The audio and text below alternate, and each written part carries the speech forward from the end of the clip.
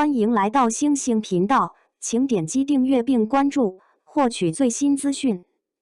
一念江南为拍先报，虞书欣变女飞贼，王安宇成九品芝麻官，武侠剧逆风翻盘了。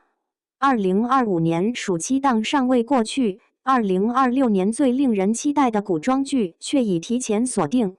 由柠檬影视出品，爱奇艺联合打造的 S+ 级剧集《一念江南》近日正式官宣，主演阵容与核心设定瞬间引爆社交平台热搜。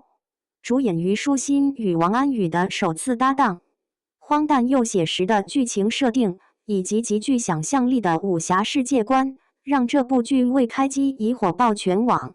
从女飞贼到芝麻官，从马桶藏秘宝到五人市井寻梦，一念江南用一套不正经的外壳，讲述了一段极其正经的江湖故事。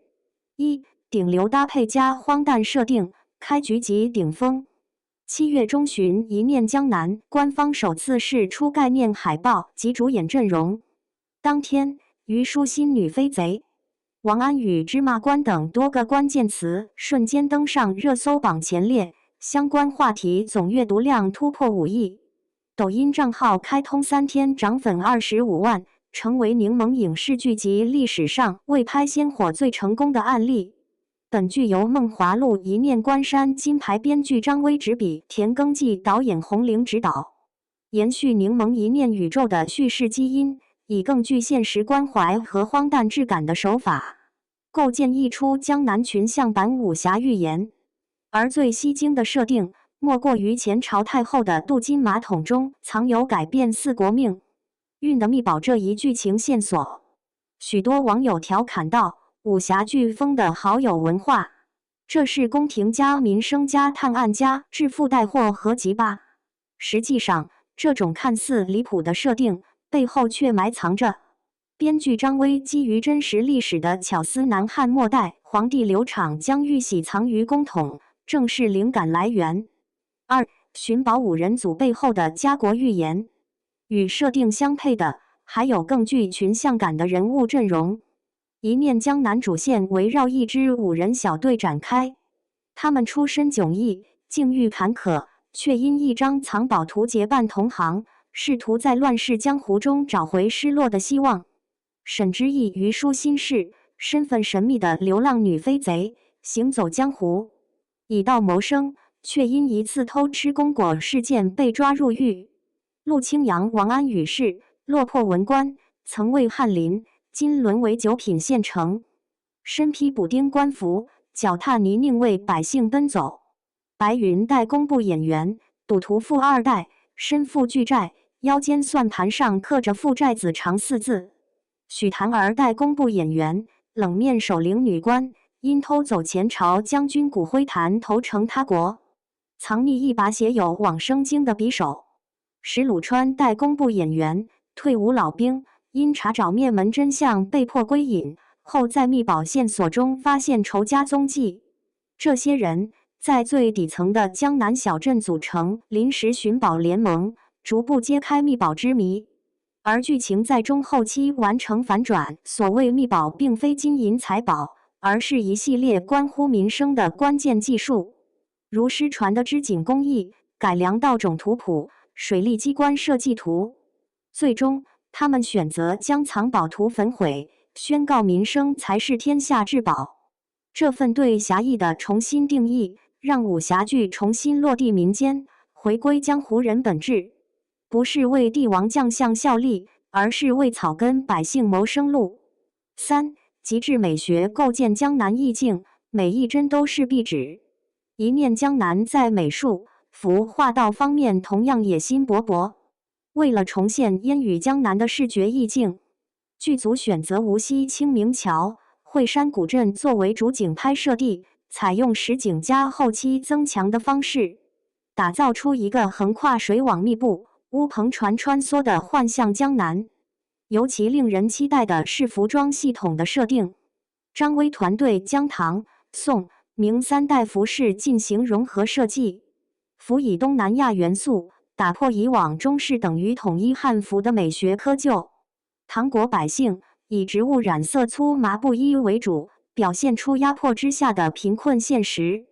宋国使臣佩戴错金乌纹腰牌，衣料以缂丝为底，显示权贵身份。素国巫女额头嵌火蛊虫琥珀，妆容夸张，兼具巫术与异域美学。此外，宝藏机关城设定引入水动力齿轮、沉香木浮雕、隐藏折扇迷宫等工艺，让探秘过程兼具美感与紧张感。4. 虞书欣和王安宇双主演的突破与成长。一念江南也是主演演技突破的绝佳试炼场。虞书欣不再是苍兰诀里小兰花的灵动甜妹，她在本剧中一人是双面身份。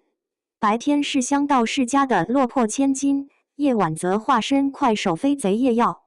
据悉，她在雨夜中爬瓦片、跳河逃亡、吊威亚飞檐走壁，均未亲自上阵。剧组称其每次收工都是满身泥，从动作到情绪，都是她演员生涯的一次全新进阶。王安宇则首次挑战古装角色，为塑造芝麻官陆清扬的落魄感，他刻意减重8斤，并学习书法、礼仪、古琴。尤其是一场怒摔酒桌、斥责贪官的戏，他一口气踹翻3张桌子，情绪饱满，被导演盛赞为爆发力十足。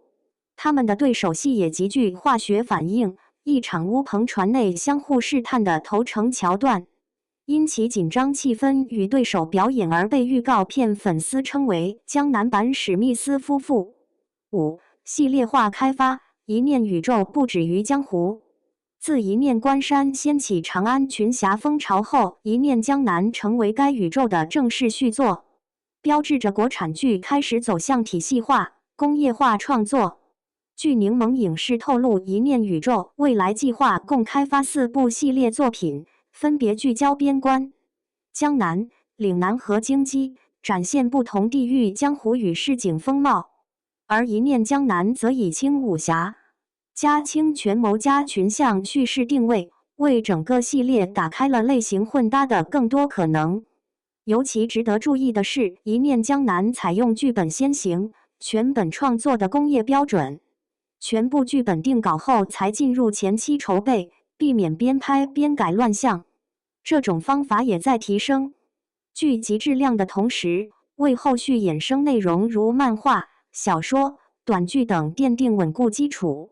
6. 尾声，武侠剧真正的救赎，也许就在马桶里。一句话概括一念江南，是那种你以为在搞笑，结果一不小心感动了的剧。在密宝、江湖、飞贼、马桶、芝麻官的荒诞背后，藏着的其实是一个关于普通人如何点亮乱世的故事。